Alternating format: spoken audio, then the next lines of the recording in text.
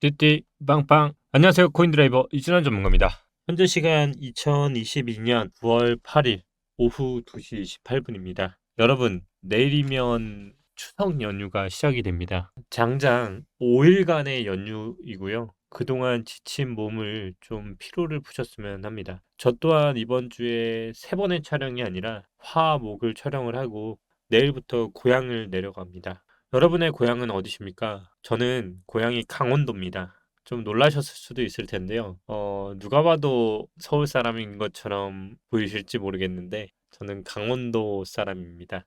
강원도에 살다가 서울을 올라온 케이스고요. 댓글에 여러분들도 사시는 곳이 어디신지 알려주시면 강원도 분은 또 정감이 가지 않겠습니까? 태풍으로 인해서 피해를 입으신 분들 또한 민족 대명절인 만큼 이 시간만큼은 속상한 마음, 그동안 못 본 가족들과 잠시나마 재회를 하시면서 잠시나마 있기를 바랍니다. 아직까지도 태풍으로 인해서 현장에서 많은 노고를 흘리고 계시는 모든 분들에게 이 영상을 대신해서 수고하신다는 말을 꼭 전하고 싶었습니다. 2022년 9월 8일 영상 시작하겠습니다. 어제 아이폰이 새로운 모델 발표가 있었습니다. 불과 10년 전 지금의 아이폰을 되기까지, 그리고 아이폰 5를 사기 위해선 필요한 비트코인의 개수는 100BTC가 필요했습니다. 현재는 어떨까요? 새로 나온 아이폰 프로 맥스를 사기 위해 필요한 비트코인의 개수는 0.083BTC입니다. 이렇게 불과 10년 만에 비트코인은 아이폰을 사기 위해 100개가 필요했다면 지금은 0.083배밖에 들지 않습니다. 앞으로 10년 뒤 지금 필요한 0.083은 만약에 지금과 과거와 같다라는 전제를 하면 그때는 0.0083BTC가 필요한 날이 올지도 모릅니다. 이렇게 불과 10년 만에 비트코인은 지속적인 가치를 상승하고 있습니다. 저 또한 앞으로의 시장에 있어 두 가지 살아남는 코인이라면 비트코인과 그리고 이더리움 머지가 업그레이드가 됐죠. 이 두 가지 이더리움과 비트코인에 대해서는 의심하지 않을 것입니다. 비트코인은 또다시 반감기를 찾아올 것이고요. 이더리움은 기존 영상에서 말씀드린 것처럼 5단계 중에서 1단계 머지 업그레이드를 했을 뿐입니다. 그럼에도 불구하고 많은 상승이 일어났죠. 앞으로 4번의 더 상승이 일어날 텐데 이더리움은 그만큼 비트코인을 대체할지도 모릅니다. 하지만 우리의 개미들은 미래에 오를 가능성이 더 높다는 것은 아마 10명 중에 10명은 다 그럴 것이라고 고개를 끄덕일 것입니다. 하지만 현재의 시점에서 떨어질까 오를까를 더 궁금해하는 게 우리 코인러들 아니겠습니까? 미래는 모르겠고 난 오늘만 산다. 어차피 나는 내일 죽어도 숏이고 내일 죽어도 롱이다. 이런 단타충들이 많잖아요. 알면서도 단타만 하고요. 아마 영상도 그래서 더 환호를 하시고 코인드라이브를 좋아하시는 게 아닐까 합니다. 기억이 나실지 모르겠습니다. 비트코인이 이 몇 개월간의 하락이 있기 전에 엘사바도르라는 나라가 있었던 거 기억하실 겁니다. 이 나라는요, 국운을 걸고 비트코인을 매수하였습니다. 하지만 현재의 위치상 엘사바도르의 비트코인의 손실을 계산해 봤더니 마이너스 57.95%의 손실을 기록 중이고요. 손실만 하더라도 6,200만 달러입니다. 6,200만 달러는요, 하나로 856억 7,160만 원이라는 돈입니다. 엄청난 거죠. 이게 우리가 한 사람이 이렇게 손해를 보더라도 멘탈이 나가는데 나라의 국운을 가지고 그걸 투자했는데 손실을 마이너스 60% 정도를 번다? 야, 과연 가능한 얘기인지 모르겠습니다. 이런 소식들도 있었고요. 또 오늘자로 이제부터 오늘 당일에, 그러니까 대한민국 시간 기준으로 영향을 줄 수 있는 포인트 또한 두 가지 정도가 있는데요. 오후 9시 15분에 유럽 중앙은행 금리 결정도 예정이 되어 있습니다. 시장에서는 7월처럼 50bp를 올릴 것으로 예상을 하고 있지만 75bp를 인상하는 자이언트 스텝을 단행할 가능성도 염두에 두고 있습니다. 만약 ECB가 기준 금리를 75bp를 인상하게 될 경우 1999년 이래 처음으로 있는 일입니다. 말 그대로 이제 23년 만에 처음 있는 일이죠. 크리스틴 라가르드 ECB 총재는 필요로 한 금리는 계속 올리겠다고 표명한 바가 있으나 물가 안정 목표인 2%가 돌아올 때까지 금융 정책을 유연하게 조정할 방침이라고 언급한 바가 있습니다. 그리고 바로 이러한 22 총재의 연설이 끝나면 한국 시간으로 바로 10시에 케이토 연구소 주최 컨퍼런스에서 우리가 흔히 매일 보는 제롬 파월 연준 의장이 연설을 진행할 예정입니다. FOMC의 전 마지막 공개 발언이고요. 결국 25일 날 예정되어 있는 FOMC 전 마지막 공개 발언인 만큼 오늘 또다시 제롬 파월 연준 의장이 어떤 금리 인상 폭에 대한 암시가 나올지 주목할 필요가 있습니다. 하지만 유럽뿐만 아니라 지금 미국에서도 75bp에 대한 확률상으로도 높은 의견들이 줄기차게 나오고 있죠. 그만큼 이제 75bp는 거의 기정사실화가 되어 있다고 봐도 무방할 것 같습니다. 이렇게 오늘 중요 이슈도 다뤄봤고요. 차트적인 부분에 대해서 조금 접근을 하겠습니다. 주말에 추석 연휴간 그래도 제가 십신매매법 영상에 대해서 또 준비를 했으니까요. 추석 연휴간 영상이 올라가지 않더라도 십신매매법 교육 영상은 또 따로 올려놨습니다. 이렇게 이진한 코인드라이버에서 나왔던 기법들에 대해서 워낙 궁금해하시는 분들이 많기 때문에 따로 별도의 썸네일과 별도의 영상으로 잡아놨으니까 궁금해하시는 분들은 같이 보시면 될 것 같고요. 현재 장을 보시면요. 특이사항이 하나 발생됐습니다. 그게 뭐였죠?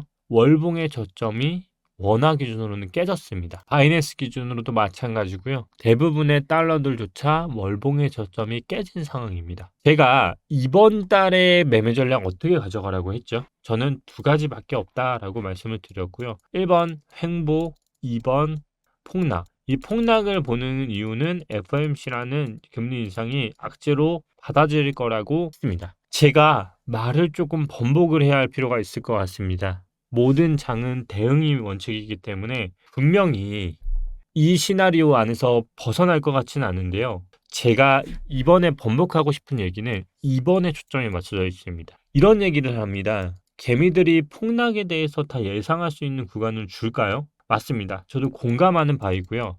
그래서 그 부분에 대해서 저도 새로운 시나리오가 있을 수 있는 거를 이번에 한번 말씀드리고 싶습니다. 그게 뭐냐면 최근에 이런 차트가 많이 돌아다닙니다. 바로 2015년도 2월 차트입니다. 이 차트를 많이 얘기가 나오고 있습니다. 이 구간을 잘 보셔야 합니다.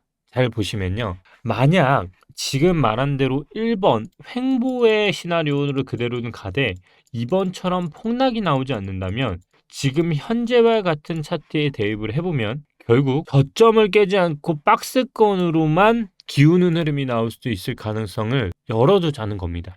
말을 바꾸자는 게 아닙니다. 지금 말한 것처럼 개미가 다 원하는 아래 구간을 주지 않는다라고 가정을 해보면 지금 말한 것처럼 공통점이 하나 있는데 바로 우리가 예상하지 않고 있었던 6월의 저점을 깨지 않는 흐름으로 눌렸다가 횡보만 하고 바로 6월의 고점까지 돌파하고 다시 하락 후 다시 만들어가는 흐름입니다. 지금도 잘 보시면요. 이 흐름은 6월이라고 가정을 해보면 눌렸다가 이 장대 연봉까지 박스권만 만들고 다시 상승추세로 돌리는 흐름인데요. 지금 만약에 그렇다고 하면 눌렸다가 올리고 다시 내리고 가는 흐름인데요. 왜 이 가능성을 열어주자고 생각을 하냐면 알트들의 흐름 때문이에요. 지금 BT에 비해서 알트들이 정말 잘 버티고 있어요. 이더리움 같은 경우는 머지 업그레이드로 인해서 이더리움 클래식과 이더리움은 지난 시간에도 말씀을 드렸지만 장대 양봉의 2분의 1까지가 최대 하락 구간이고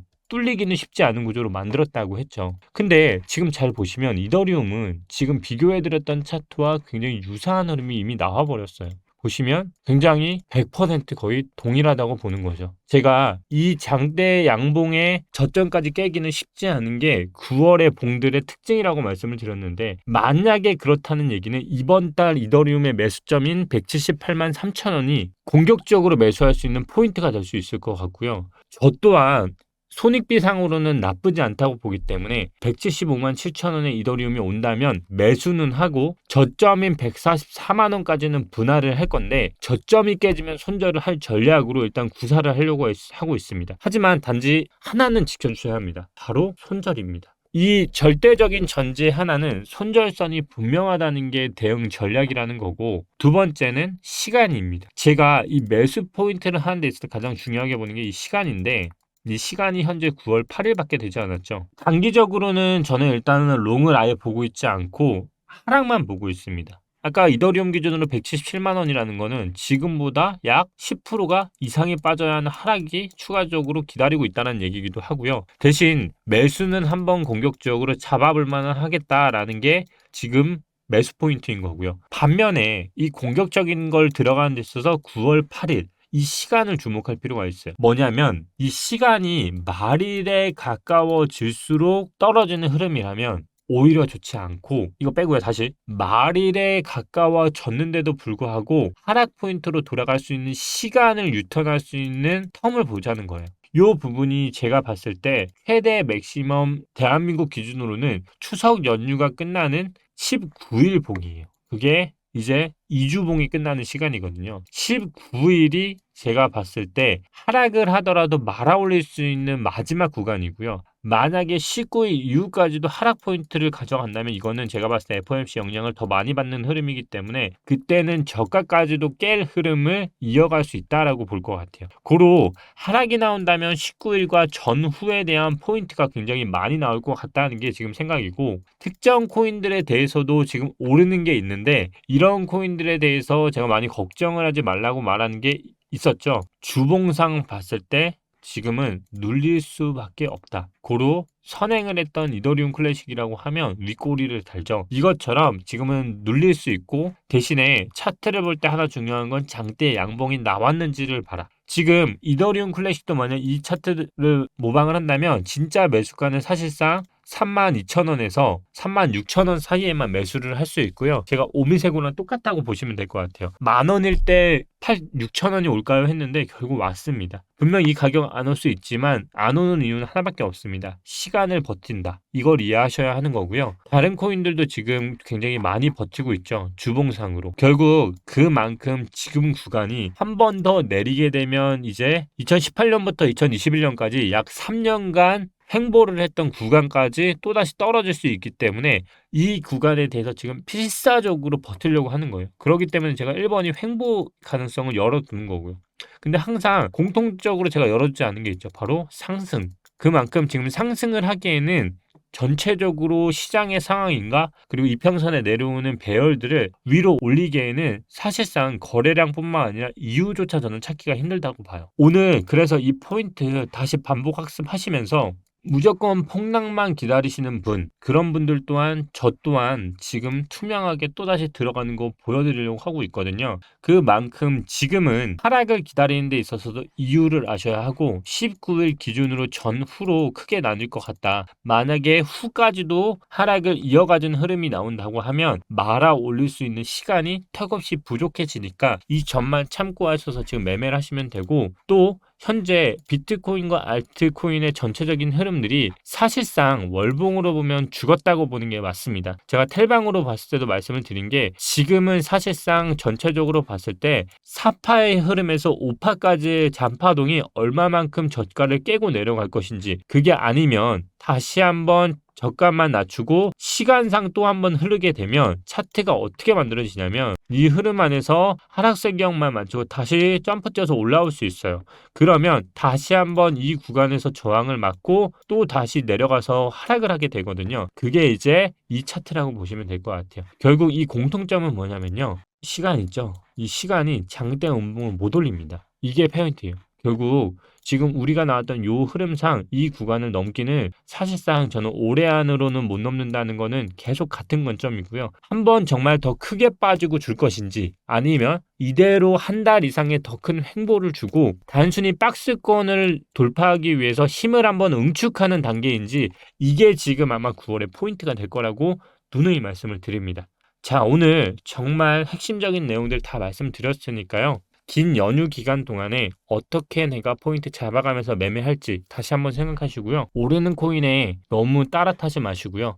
오늘 영상 제가 마무리하기 전에 제가 일전에 한번 말씀드렸던 죽순 관련 글을 조금 다시 한번 읊어드리도록 하겠습니다. 일전 영상에서 모죽이라는 대나무에 대해서 말을 했었습니다. 지금이 그렇게 모죽과 같은 마음이 필요한 때인 것 같아서 다시 한번 얘기를 해드립니다. 모죽이라는 대나무를 아십니까? 모죽은요, 씨를 뿌리고 아무리 정성껏 돌봐도 싹이 나지 않는다고 합니다. 그렇게 5년이 지나면 죽순이 나오기 시작하면서 매일 70cm, 80cm씩 쑥쑥 커서 30m까지 자란다고 합니다. 그렇다면 모죽은 왜 5년 동안 자라지 않았던 걸까요? 모죽은 씨가 땅에 떨어지면 땅속으로 숨죽이며 그 뿌리는 심리를 뻗어 나간답니다. 여러분의 지금 수익에 대한 결과가 나오지 않아서 무언가를 포기하고 싶으신가요? 해도 나는 안 된다고 좌절하고 있는 그날인가요? 어쩌면 오늘이 4년의 마지막 날일 수도 있습니다. 여러분, 모죽의 뿌리를 꼭 기억하시길 바랍니다. 여러분은 지금 씨를 뿌리고 땅 속에서 단단히 박히는 뿌리를 내리고 있는 그런 시간일지도 모릅니다. 앞으로 남은 비트코인의 상승장은요, 이런 뿌리가 굳건하게 자라는 그런 기간일 것입니다. 민족 대명절 추석 잘 보내시고요. 연휴가 끝나고 또 뵙겠습니다. 오늘도 코인드라이버 이진환 전문가였습니다. 감사합니다.